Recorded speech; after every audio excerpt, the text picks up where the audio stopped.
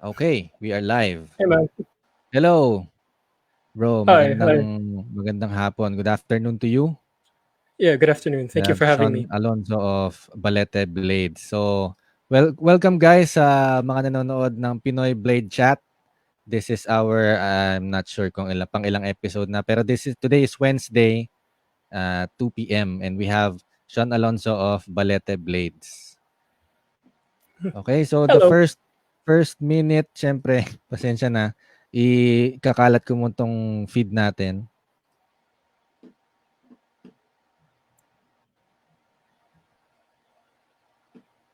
Ayan, wait.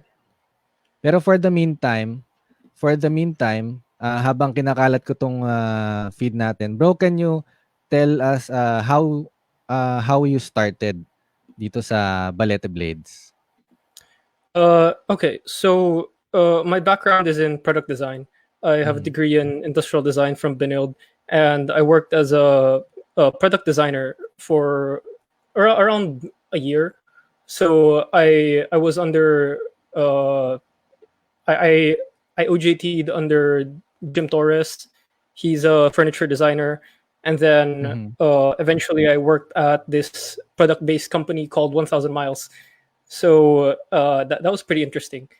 But then I didn't really like the work per se Mhm. because it was um, I was doing it for someone else. There was no meaning in it, and I wasn't happy. So Mhm. I started this business as a way to offer something that people would enjoy. At least that was the idea at first, and Mhm. then it eventually niched down to chef knives, like almost exclusively chef knives, because I wanted to nerd out on a knife, and the only way I found to do that was if the customer would use it very often. Mhm. And I don't think people would actively use a barong or a kris. Yeah, yeah, you don't need to use those anymore. So I wanted to make a really, really good knife, like heirloom grade. I put the best materials, put everything I could do in it, and a chef knife seemed like the perfect thing to make out of it. Mhm. So that's basically why I did this Balete Blades thing. Okay. Why did you call it Balete Blades? Is there a story behind Yeah. Balete? So I was thinking just doing Sean Alonzo knives, but Mhm. and I still put my signature on it. But then I no one can spell Sean Alonzo. Like if I first meet someone, they always think it's like SHAWN or something. Mhm. No one can say Sean Alonzo. So and my primary target at that point was the Filipino market. I was gonna offer a premium product to the Filipino market, Mhm. and uh, everyone knows what a baleta is. Like I Mm. spend around all around Metro Manila. If you say balete, everyone knows what it is. I went to Mindanao. I spent half a year in Iligan working for my ex company, Mhm. and they have a baleta drive. Yeah. Like they speak a very different language. They speak Bisaya there, and they have a baleta drive, same spelling as the one in Metro Manila. So I thought, huh, baleta blades. Okay, Mhm. Pero yeah. there's So no yeah, go ahead. all right, and the more poetic meaning, if you would have it, like there are so many stories in our culture about the baleta tree, and Mhm. it can be good. The baleta tree can be benevolent. It can grant blessings, or it can be really bad. Like Mhm. that's where all the monsters come out of, and it curses people. But then it's none of that. It's just a tree. It's just a tree, and in the same logic, a knife is just a knife. Mhm. A knife isn't good or bad. It's not associated with violence, or it's not associated with utility. It's just an object. It's an object that you value, but it's just an object. So I kind of mashed those ideas together, and baleta tree, Mhm. And baleta blades. how long have you been doing this Balete Blades? Baleta blades commercially, like I got all the business stuff down just a year actually. Mm-hmm. just a year. And although I've been making knives for around 7 years, or Oh. rather, not knives. Yeah, I've been fascinated with knives for around 7 years. I've been working with metals and different materials for 7 years, for a little bit longer than that. Although knives commercially, just a year. Like I think Balete Blades turns 1 year old around June. Mm-hmm. So yeah. And then nung for those 7 years ago, how did you start your fascination with knives? What made you begin? Oh yeah. So before this crazy knife making thing, I Mm-hmm. was a metal sculptor. Uh, if you're familiar with this company called 13 Lucky Monkey, shout out to them. They're awesome. Yeah. Mm-hmm. They my mentor Ryan Howe, pretty awesome guy. He took me in while I was in my first year of college, and he taught me how to sculpt metal. So he uh, he guided me through manipulating these different materials, especially silver and brass. So I was fascinated with the idea of making something from a bunch of raw materials and making it into something valuable and Mm-hmm. beautiful. So that's where it all started. But I didn't really like to make jewelry. Jewelry is cool, Mm-hmm. and especially 13 Lucky Monkey. They make really awesome. They make awesome rings, but then it's just a ring, and that's fine in and of itself. But I'm a product designer by profession, so I wanted to make something usable, Mm-hmm. not just slightly usable, like putting a bottle opener on a ring, which I did. But then I want, yeah, yeah. Para sa inuman, but then I wanted it to be something that people would use in their everyday life. So, and I wanted to nerd out about high performance materials too, because Mm-hmm. there's just something about really high grade steels that get me so excited. Like these high carbon stainless steels, like the ones that will mess up your sandpaper belts, the ones that will break all your files. There's Mm-hmm. just something really amazing about how these types of steel can really perform that way. Because in my design practice, we didn't really learn about any of these metals that I'm working with right now. They all thought that high carbon steel was just high carbon steel.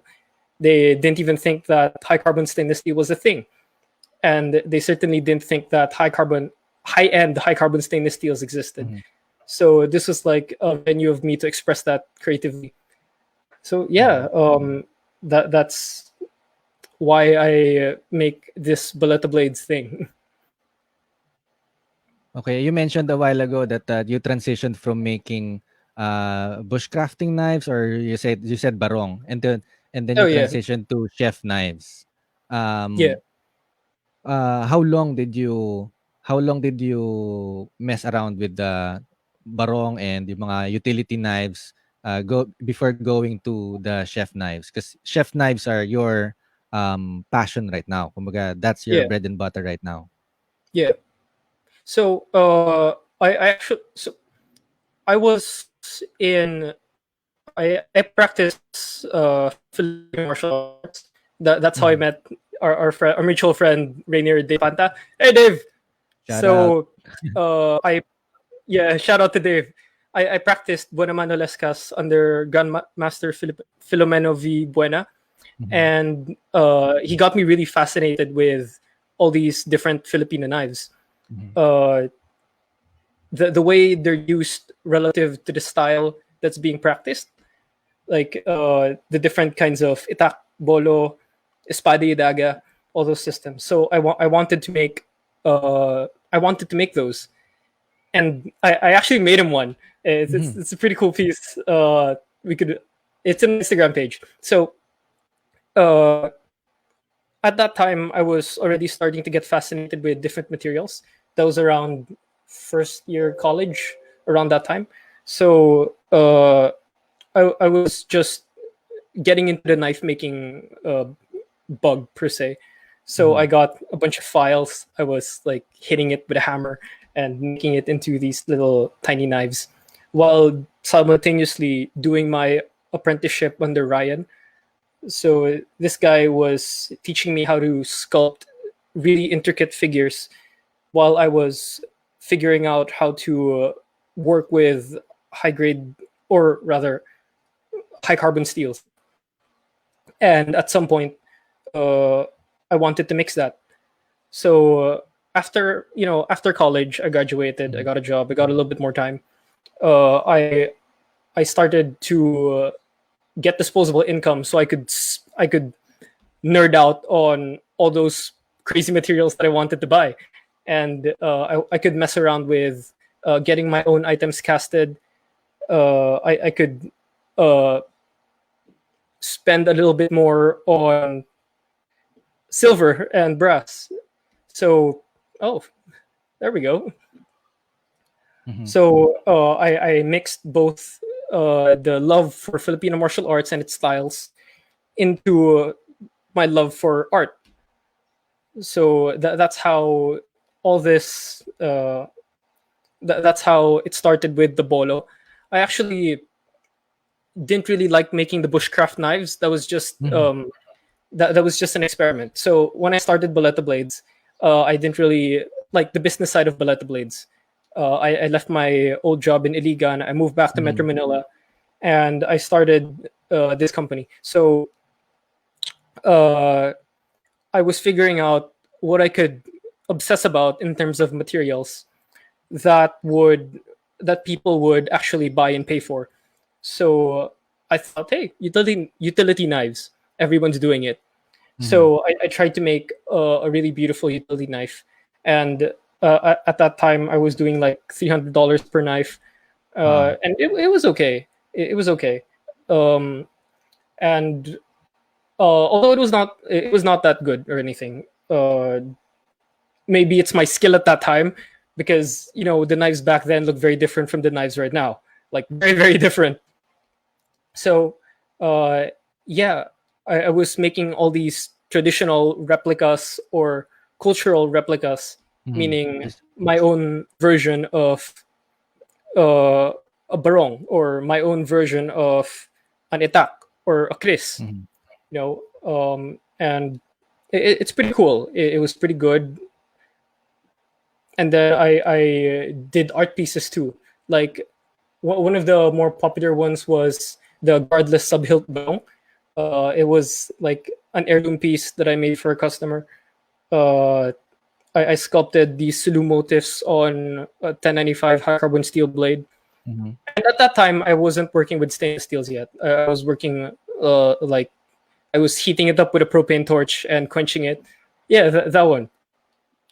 And I was experimenting with using stabilized balete as a handle material, and it's pretty cool material. It's just not very pretty wood.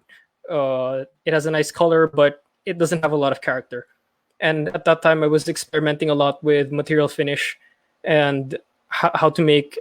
I sort of inherited like a really grunge look from my mentor, si Ryan. He works at 13 Lucky Monkey, and they really like doing their sculpted rings to look really grunge, paangas, and it's really pretty. So I wanted to put that into the chef knives. Oh, sorry, not chef knives. I wanted to put that into the knives. So that's what I sort of tried to do for the longest time. And then I got an order for a chef knife around later on. It was a little bit bigger. So I sort of noticed people asking me to make chef knives already, but then I kept saying no, because a chef knife is like an entirely different animal from an etak or a utility knife. It has a more precise grind. It has very precise parameters, and since chef uses it for 10, 12 hours, they need it to be very comfortable. Not like a utility knife where you could just have a straight handle and it's fine, or you can go crazy with the handle and it's not gonna matter because you're not going to be using it as much as a chef knife. But then I took the order, and it blew up in a sense. Uh, it was pretty interesting because I didn't actually think that people would have that much interest for the chef knife thing until I made it. So that's how it all started. And then you decided to just concentrate on the chef's knives. Yeah, although But recently I you carried over the kumbaga the design mantra of your bushcraft knives and the grungy barong type knives going to the chef knives. kind of so Mhm. the the utility knives, I discovered how to I learned how to engrave brass, steel.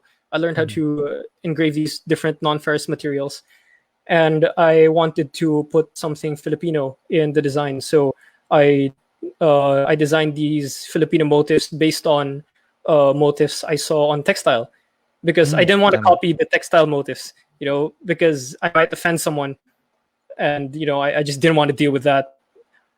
So I was doing these engravings on the brass bolster, and it was doing pretty Mhm. well.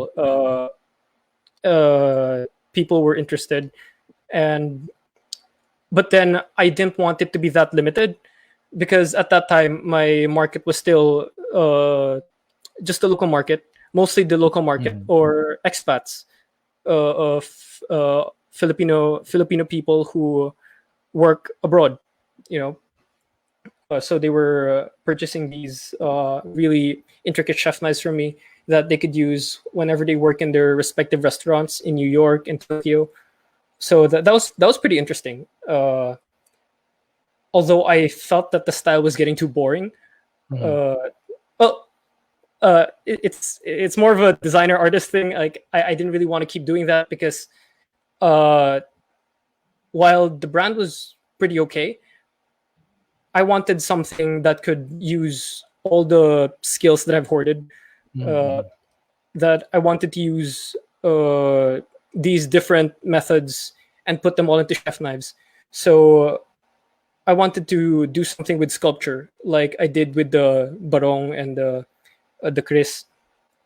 So Kumbaga you wanted to flex your creativity on the thing that you're making, not just to yeah, be limited. yeah, and I wanted a style that was truly mine, like Mhm. something because engraving on bolster, it's a very common high end knife thing, you know. Mhm. It was something that everyone can do if they put the time to develop the skill for it. uh, I wanted something that would reflect my design style. So if they see a knife, they would automatically think like, "Huh, that's Sean's work." So Mhm. that's what I'm trying to do now with the chef knives. Which And actually I think you have achieved already. You not parang you yet. have a signature design or signature signature design. I hope so. Mhm. Like because this I mean, I'm just a year in. Mhm. I'm just a year in commercial, so it's too early to say. Mhm. And I'm pretty happy with the way it went, but I'm nowhere near where I want to be. So uh, right now, I'm sort of experimenting a lot with these crazy designs, crazy materials, Mhm. and right now the target is it's a little bit more premium now. Like Mhm. the customs usually go for like upwards of $1,000, but Mhm. what they get for that is my entire focus. Like Mhm. if I make a chef knife, custom chef knife to you, that that piece is exclusively for you. Mhm. Like recently I finished nakiri, this shirogami sanmai nakiri, and it was for that. So it was for a Oh. chef, and she wanted something that reflected her identity. So there was like so I sculpted a Chinese dragon, and then I sculpted it in brass, and then I encapsulated it in epoxy clear resin, and then I mounted it on this really beautiful stabilized burl wood. And she was so happy when she saw it, and that's a really satisfying feeling. Mhm. So right now, at this point, my focus is more on uh, doing work for the individual, because back then it was like I would make production models, Mm. like I would give it a name, like And then uh, they would choose. yeah, and then they would choose. But then now it's more like a collaboration. So they say like, "Hey Sean, I really like your knives. Can you do this for me? I have all these ideas." And then I Mhm. sit down with them, sometimes in person, depending on where they are, and sometimes it's just on chat. So I would they would walk me down what they want, and then I'd help them figure out something that would truly resonate with them. Mhm. Because so for this particular for this particular handle, the initial design pitch was like they wanted a dragon sculpture that's like that big, and the tail would Wow. come out of the knife, and there would be this crazy engraving on the brass bolster. And that's fine, I could do it, but it's not gonna work nice. It's not gonna feel good Mhm. because the balance is gonna be way out there. The grind will be really messed up. It will be really difficult to clean. All these factors that go into something that ideally should be passed down to your children and your Mhm. children's children. So I sat down with her. I talked about what she wanted. I gave a suggestion, and when we were happy with it, the project started. Mhm. So that's what I've been messing around with the past few around 4 months now. Okay.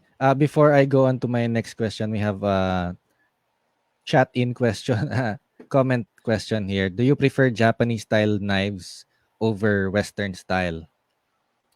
Okay, so it, it would depend what you're more used for, what you're more used to. Mhm. Because I've had customers like, for example, this particular nakiri.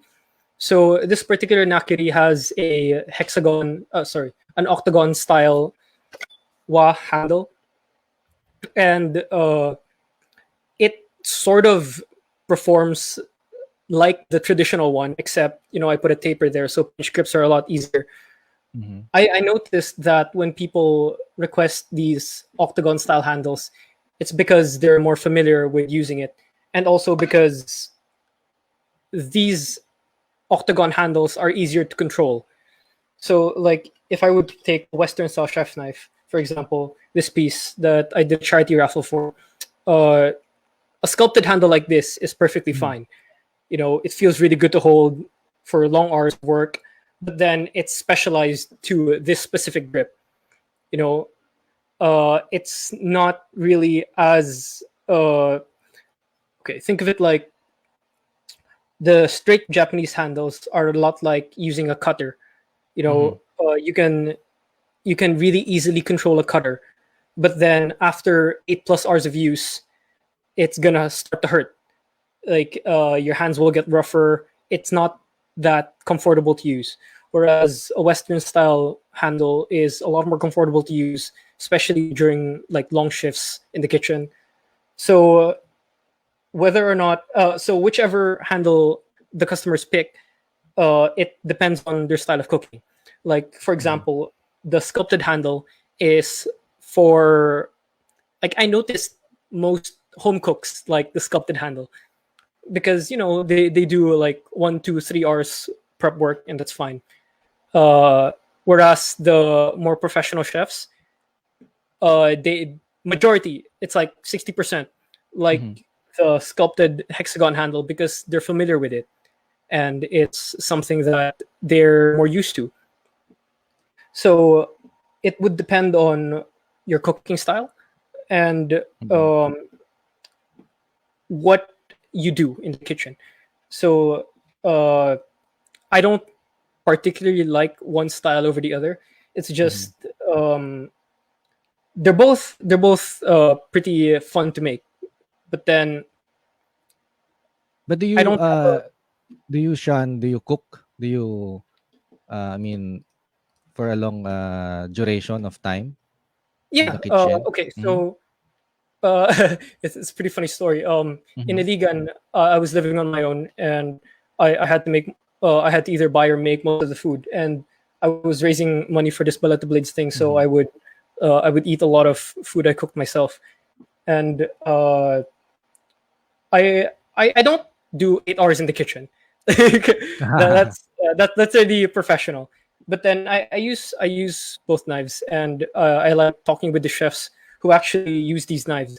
Like before I experiment with a sculpted handle like this one, like I have to make sure that they've been using something similar, because it's very easy to get mad if something like this would be uncomfortable. Like it's an investment. it's a I acknowledge that it's a pretty expensive knife, and it would be it would leave a really bad impression if they weren't used to something like this and they ordered one from me and they didn't like it. So if it was custom, I'd sit them down and I'd talk with them on the Mhm. things they do. Okay. So My yeah, next I do cook a bit. Like, I I got into the keto diet craze, so I would make a lot of my own food. So yeah, every time I finish a new knife, I'd like play around with it in the kitchen just to see if the handle feels okay, the balance is just right. So yeah, I've used all the knives I've sent out just to make sure that they're perfect, because I remember smashing one or two handles just because it felt uncomfortable at some part of the blade. Like smashing? yeah, As smashing. in to redo? Yeah, I'd smash Mhm. it. Like the first few chef knives that I've made, Mhm. uh, they they they had handles that I didn't really know how to make yet at that time.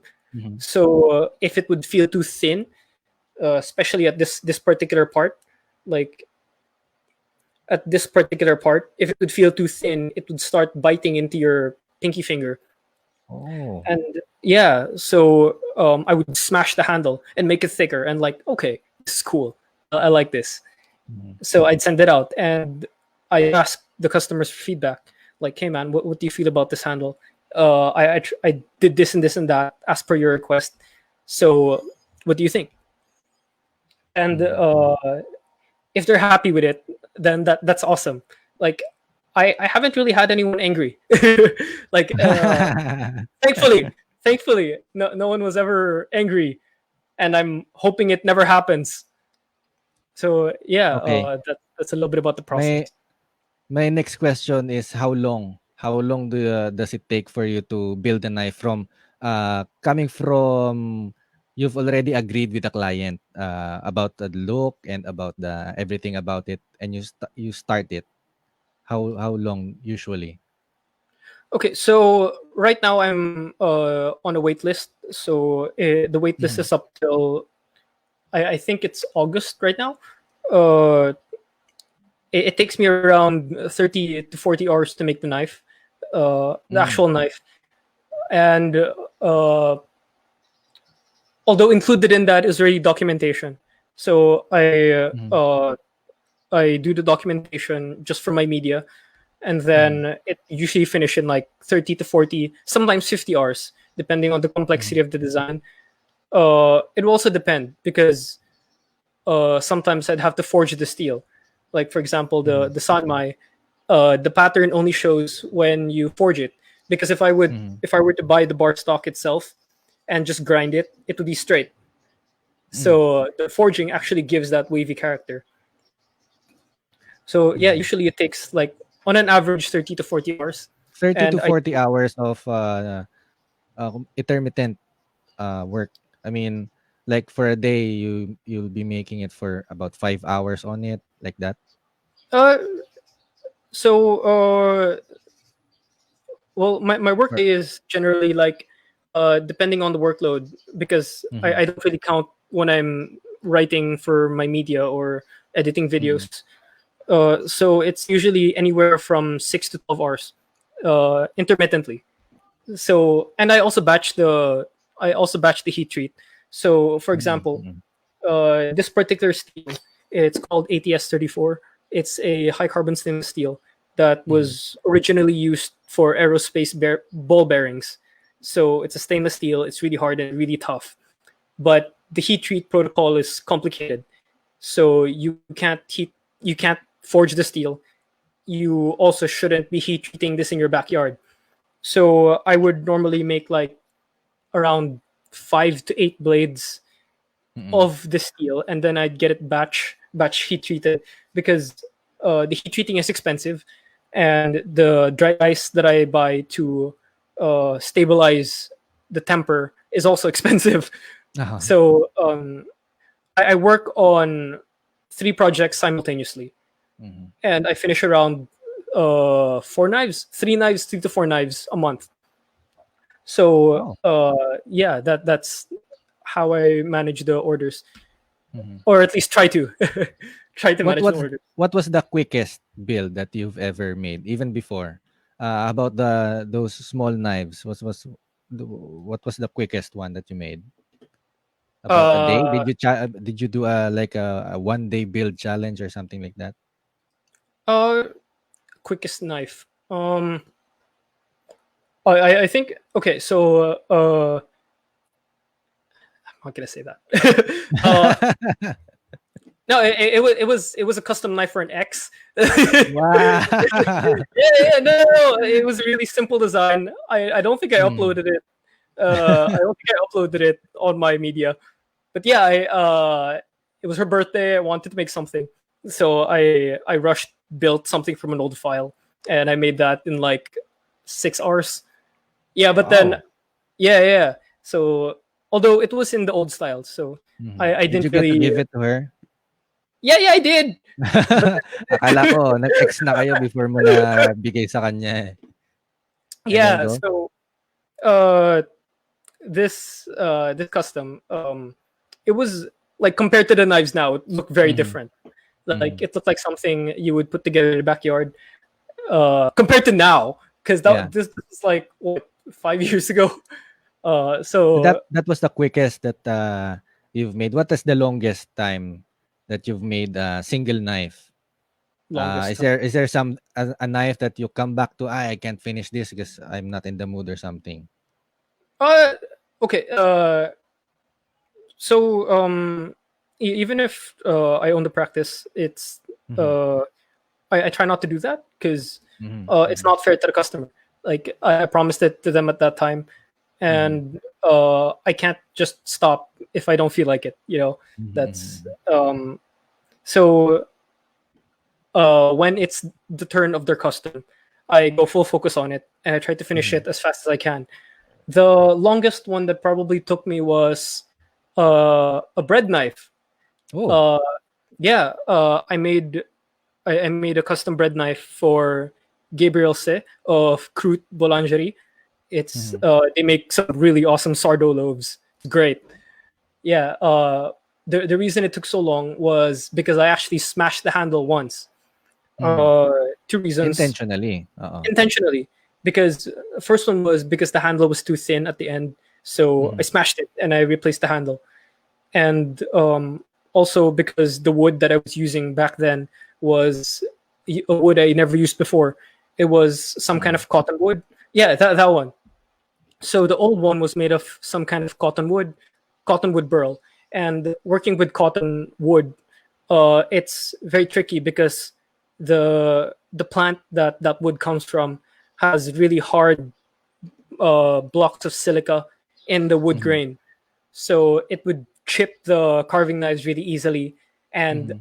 some parts, even if it was fully stabilized, would fail if you put any pressure on it. So I had these really ugly gaps in the handle wood that I can't just fill up with super glue or anything.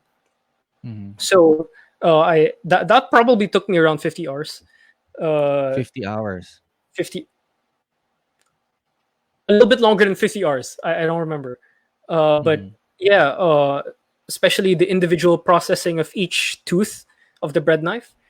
Mhm. Because a higher end Oh. bread knife, yeah, yeah, a higher end bread knife would have this thing called alternating serrations. So uh, most production bread knives are just cut on one side. Like Mhm. each scoop would just be cut off one side. There would be just like a scallop from one side of the Mhm. blade. So it would perform a lot like a single bevel Japanese knife. But then it actually cuts a lot better if it was cut on If both it's sides. in. Yeah. Mhm. So yeah, it's alternating. So that one probably took me the longest time to do. Like I had to grind it under a running tap because the metal would heat up really fast and Mhm. it might ruin the temper if it heats up that fast. So I had to run water on the blade while I was grinding it. That was a fun build. It was really messy, but it was a fun build. Super Mhm. satisfying. And I'm really happy the guy likes it. Okay. So, now you're doing the Balete Blades for a year Yeah. now. Have you come to know which is the trickiest part of blade making? This one is a custom kasi this the bread knife is a custom, it's a Yeah. one-off, right? Yeah. But you're doing other knives that maybe paulit-ulit na, the nakiri, the how many times Yeah. you made the nakiri, how many times you made the santoko or something. Yeah. What is the trickiest part in doing knives in your workflow? So that's funny because everyone would think when I asked people to guess, they'd actually think the blade, like grinding the blade, was the trickiest part. But to me, it's actually the quickest part because it's repetitive already. Mm. It's already muscle memory. Like sometimes I don't even do the lines anymore. I just Oh. freehand it. Like yeah, a lot like I would sculpt the skull because it's already in your brain. Mhm. Like the only time I grind it all by eye and then I refine it on a stone by hand. So just to make sure that edge is centered. The trickiest part I would say is the precise fit because at a certain point, uh, at a certain price point, knives are required to be a certain level of clean. Like uh, I can't make like $1,000 knife and give it this angry rough look or Mhm, a mhm. really it looks like it just came out of a grinder. That's just not realistic for a knife in that price point.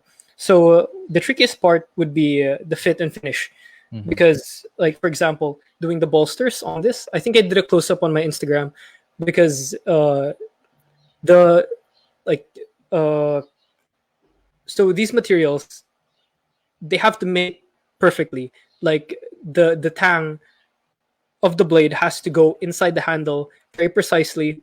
It can't look messy because if it looks messy, you're gonna notice. Like it's gonna look really gross. It's gonna look really obvious. It's also gonna uh, cheapen per se. It's gonna make the Mhm. blade look a lot cheaper than it actually is. So the fit and finish is something that I obsess about. It also takes the most time. You know, Mhm. uh, it like I'm not happy with how long it takes me to do this fit and finish. But it seems that the customers are happy with it, so that's it's fine. Like Mhm. And the I'm easiest part happy is that they're happy. the The easiest edge. part is grinding. Yeah. Mhm. Okay, my next question is what is right now what is the biggest challenge in your knife making business? Uh, biggest challenge. Mm, Um getting your work out there. I mean that's one hurdle that you've overcome, I think. well, I'm never gonna say no to more customers. It's always gonna be a hurdle at every Mhm. stage of the business. The Instagram is doing pretty well. We're like I'm thinking of another media outlet for this, but Mhm. then that's not anywhere yet. So the biggest hurdle I think would be uh, I'd say customer service. Yeah. I was Customer service. gonna ask just the next one. What if kumbaga, if you've delivered already the knife and then something happened to it, How what do you do about after sales? No, no. Customer service is like one of the parts Mhm. that I make sure that is done right. I do it Mhm. personally, and especially with the customs, because the customer is the most important part of the business. Like the Mhm. business is not going to exist without the customer, right? So Mhm. uh, if the knife were to fail, depending on how it failed, Mhm. uh, I'd either fix it up for free or fix it up for a minimal fee. Like a pizza cutter that I did, uh, the most recent one was for the Mhm. chef in Japan, and he told me that the pizza cutter blade, it was a Mhm. little bit too thin, so it was I was looking at how he worked, and how you normally use a pizza cutter is Mhm. you put effort on it. So Mhm. the blade that I made was not um, the grind was a little bit too thin. Mhm. So like when the quarantine lifts, I'm gonna make him a new blade. I'm gonna shoulder all the shipping. He just has to do the material. He just has to compensate me for the material labor. I'm gonna replace Mhm. the blade. So it usually goes something like that. That's at least that's an example. Mhm. Okay. Yeah. So For yeah, the one, yeah, go ahead. yeah. Customer service. It's pretty tricky because I can't outsource it. I can't Mhm. outsource a custom. I could probably outsource like if it was a production piece. Like for example, this one it was actually something I made just for fun. You know, Mhm. I That is wanted to figure out how this color would look like on a knife, and I put it for sale on a website, and so it's sold pretty well. But then I could probably outsource the customer service for that because mhm. it's repeatable. But for a custom, like for example, this, I'd have to be involved with the process of fixing whatever happens to it if it was my fault. Mhm. You know, but then if they dropped the knife or something, and or they tried to cut a tree down with it, that's not my fault. Like, don't cut a tree down with your chef knife. Well, you can try. Okay. Like, We yeah. we have a question here from Rainier Dave Zapanta, Prof. What's the weirdest, most unusual thing, a feature a customer has asked you to build? Uh huh. Out of this world designs, or you sculpt, 'di ba, the dragon head or Yeah. the samurai warrior head, Yeah. the ano what yeah, what's the weirdest most unusual thing, That I've done, or or just no, yeah, requested? that I've I done. mean, Okay. even if you didn't do it, maybe some customer asked for it and you thought it was just too crazy to do. Well, uh, okay. So I don't say no because Oh, there's usually challenge. some kind of thing we could work out. Like for example, Mhm, the mhm, dragon head, it was supposed to be like that big, right? I mhm, didn't say no to it. I could do it. But then this is how it's gonna look like if it were to perform like an heirloom quality chef knife. So I have something in mind for a future project. I haven't started on it yet, but so mhm. far the craziest thing was this chef that piece. Yeah, that one. I was asked to put 8 saffron strands coming out of the dragon's mouth like fire because Saffron, saffron. the herb. Yeah, yeah, like asugba, saffron. Mhm, Yeah. mhm. So I had to arrange it in a way that it won't like fall when I encapsulate it Yeah. in. Yeah. So I soaked each strand in super glue, and then I arranged it in that so that it looks like it's coming out of the dragon's mouth. So when I set it in epoxy resin, like I think it's a Stands. pretty good. Like the customer's happy with it. Like that's what Mhm, matters. So yeah, that's probably the strangest request that I got. Like mhm. I also didn't know that saffron was that expensive. Saffron is expensive. Like all these little things that I eventually find out. So yeah, that's Okay. probably the craziest one that I've been asked to do. Mhm. At this point, do you have a dream project to build for yourself or for somebody that you want to give to? A dream project that's your own design or your own kumbaga crazy idea to do. I want to go back to nerding out about Filipino blades.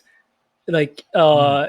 so there's this book called s- uh, Motifs of the Sulu Archipelago. I'm not sure if I'm Mhm. getting that title right. Uh, it has all these examples of uh, Moro and Filipino weapons found in the relics found in the Sulu Archipelago, and I'm looking at Mhm. it and they're super intricate. Uh, I want to make something like that in my own style when it makes Mhm. sense. Because right now I probably wouldn't because I don't know what I'm gonna do with it. But Mhm. then I would very much love to make something like that for a customer. You know, and maybe also a katana. Like Oh, yeah, that's because exciting. Giving your aesthetics on a katana. yeah, because a katana it's a very so a katana has to look like a katana in order to be called a katana. Mhm. I can't give it like Filipino motifs on a bolster or something. That's not gonna happen.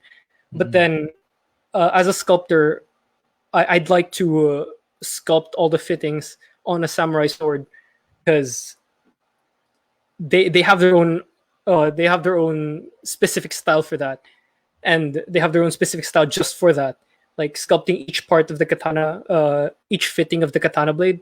So that's pretty exciting. I'd like to take on a project like that eventually, like when I get the time to do it. Mhm. We have a question here. Do you make EDC fixed blades? So now, your bread and butter is chef's knives. But Yeah, chef. do you still think to produce like EDC blades, or there's not enough market for that? I okay. So um, I think there is, but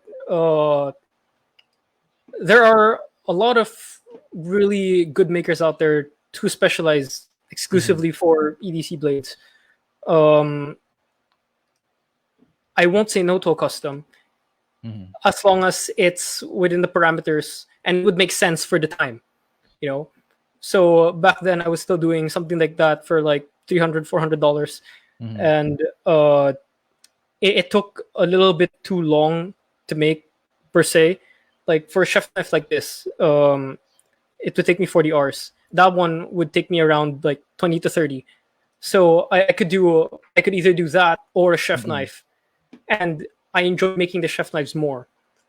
So Ah. I'm not gonna say no to a custom EDC blade, but then Mm-hmm. it has to be in the same standard and price point of a chef knife. So it could either be through materials or crazy details, but then it has to be in the same price point because it takes just too long to make that.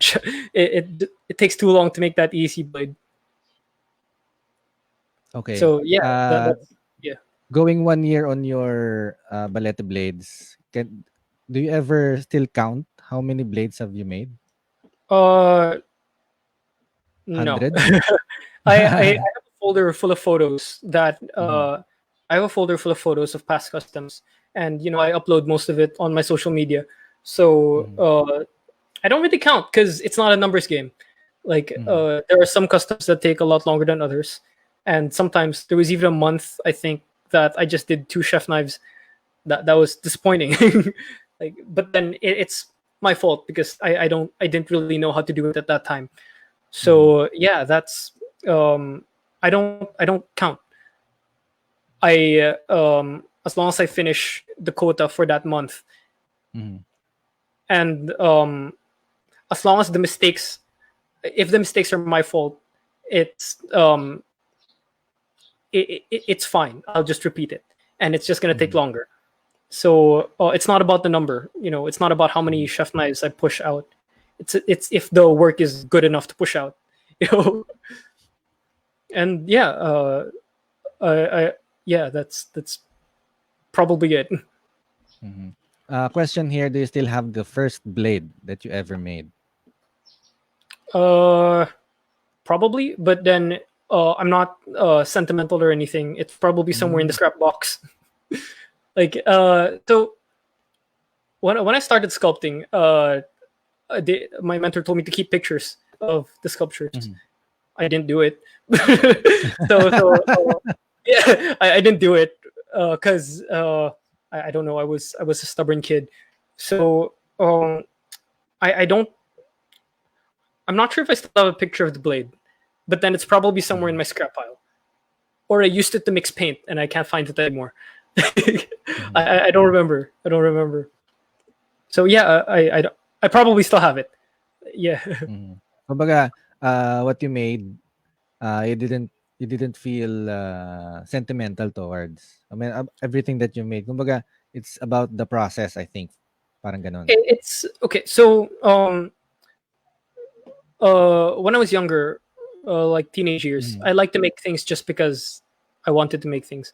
But then when Mhm. I was in college and I was like starting to figure out this adulting stuff, I it moved more to making things for people because I made it, so I could always just make another one. But that thing I made, uh, who's gonna want it?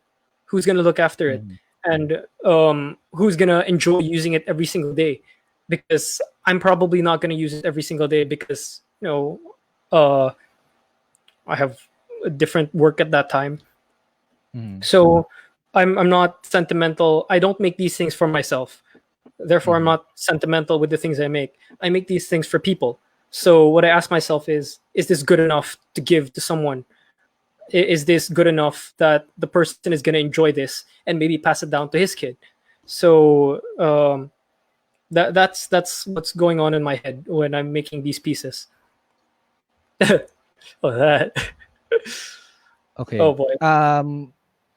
We are going towards the last 10 minutes of the Blade chat. For now, what do you think is the future for Balete Blades? What are you gearing towards? Are there something in the works, or what do you have Yeah. planned? I so this was the like vision per se when I started, and it's still the vision now. Like Mhm. how much more value can you put in a chef knife? And Mhm. there is the objective value, which is high performance materials, premium Mhm. woods, and really precise tempering process and shape. That's all science. That's all objective. But then there's also the subjective part, which is the art. So that's what I'm looking into right now, like especially with the encapsulated sculptures.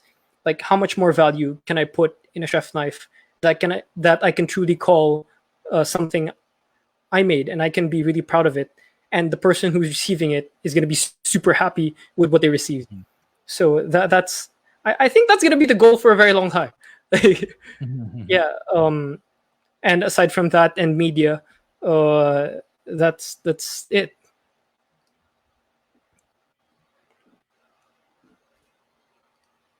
Okay.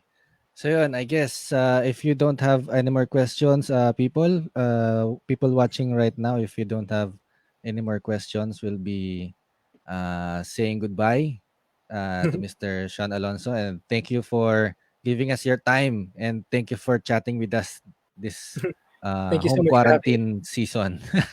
Yeah, I hope you guys are staying safe. Like, stay indoors. Yeah. Ayun. Okay, so that's it. Maraming salamat sa mga nanonood. For those people watching, thank you so much, all 30 of you. Everyone, thank you. Thank you for participating in the discussion. Thank you for asking your questions. Again, thank you, Shan, for being with us. Salamat. And I'll be ending this broadcast right now.